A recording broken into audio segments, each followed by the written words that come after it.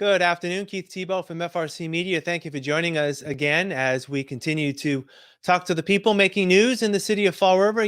Fall River has really been a welcoming place through city government and through the schools to be a welcoming place for our city's youth. And there's been a number of people that have been involved in promoting youth in our city. And this is one of them. I'm pleased to be joined now by the Youth Services Coordinator for the city of Fall River, Christian McCloskey. Christian, how are you today? Very well, thank you, and thank you for having me. And as you mentioned, it's many people and many agencies providing that, so it's all about collaboration. Absolutely. I want to talk about one initiative that has been announced over the past few weeks, and this has been going on for, I believe, a little over 10 years now. It's the Youth of the Year Award, where the city recognizes a youth across the city that has really done some great things for Fall River. Give us a little bit of a background on how the Youth of the Year Award started, and what are the prospects for this year in terms of getting people student nominated for this award. So this will be our 14th Youth of the Year, and it's for the calendar year of 2020. So from January 1st through December 31st. In 2007 through the Healthy Youth Task Force, which was a subcommittee of the Partners for a Healthier Community. We just came together and wanted to recognize the positive contributions that youth were making back to the community, but often didn't get noticed. Banks and the Rotary Club and Chamber of Commerce always had their Citizen of the Year, and this is our way to highlight some of the wonderful things that the youth were doing to improving not only themselves but to their community. Let me ask you, in terms of some of the past winners. You've had probably some great stories to share in terms of some of the youth that have won Youth of the Year. What are some examples of some of the characteristics of some of the previous winners? And I guess, will those characteristics carry over to the 2020 award? Well, I think the biggest characteristic is that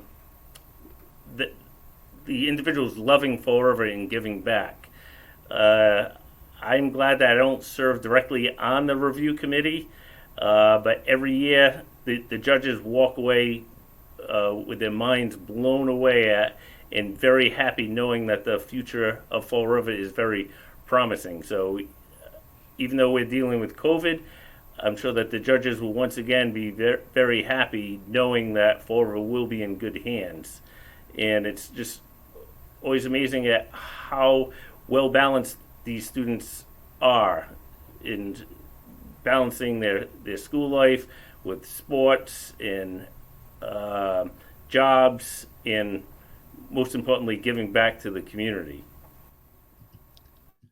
So let me ask you, what's the timeline now for nominating a student for Student of the Year? What's the deadline? I guess what will happen in terms of determining the 2020 Student Youth of the Year going forward as we head into the spring? So nomination forms were sent out to caring adults in the community. That is the first step. It's just a simple 300-word essay why a caring adult feels that a student or someone in their youth group should be recognized as a Youth of the Year. Then the students will be notified that they have been nominated, and they will be given an essay. The topic is probably going to be COVID related, but as well as service based. And from that, there will be an interview process. And then on March 18th, which is absolutely incredible Kid Day, the award winner will be announced. We did a Zoom announcement celebration last year, holding out hope that we can do it in person, but we are prepared for, once again, a Zoom announcement. The interviews this year, there will be the first time that we do a Zoom interview, and that's holds a lot of weight in which the individuals are able to elaborate on their story and really connect with the judges on how the people, the places, and the opportunities have gotten them to where they are in life, and how prepare them for the future.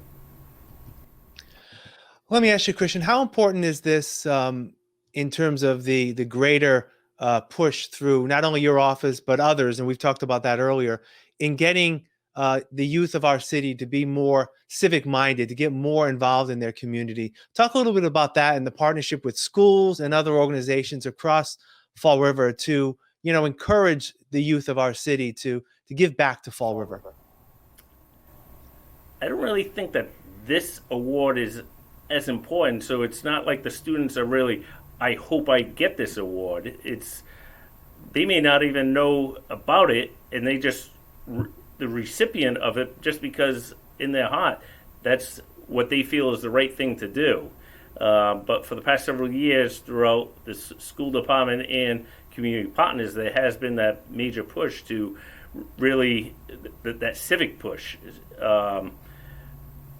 To give back to the community, to be a better person, part of the SEL curriculum Choose Love, that it's not all about themselves, is how they help their peers, their family members, in really stepping up. And this also comes off the heels, excuse me, of the celebration of the birth of Martin Luther King Jr., which was celebrated yesterday as we're recording this. And I know that the mayor's office has also, Mayor Coogan has also implored kids to give back as a day of service, and also get involved in celebrating the life and the accomplishments of Dr. King through an essay contest, which I believe lasts to the end of the month, correct? Correct. So the deadline for the art contest and essay contest is January 31st. The past several years, working with Bristol Community College, with Rob and Melissa, tried to brainstorm on how to make the event more than just a one day and we'll see you next year.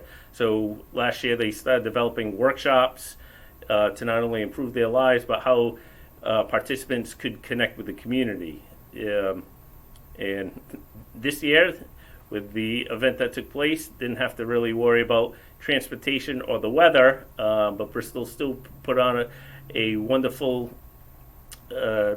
program with not only a speaking engagement but also two workshops afterwards.